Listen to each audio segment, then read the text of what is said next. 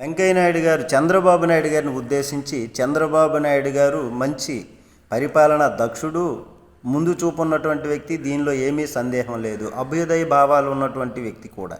కానీ ఆయనలో ఒకటే తప్పు, మన పరిధి ఎంతవరకు, మన పరిధిలో ఎంతవరకు చేయగలమో అన్నది కాకుండా ఎక్కువగా ఆలోచిస్తూ ఉంటాడు.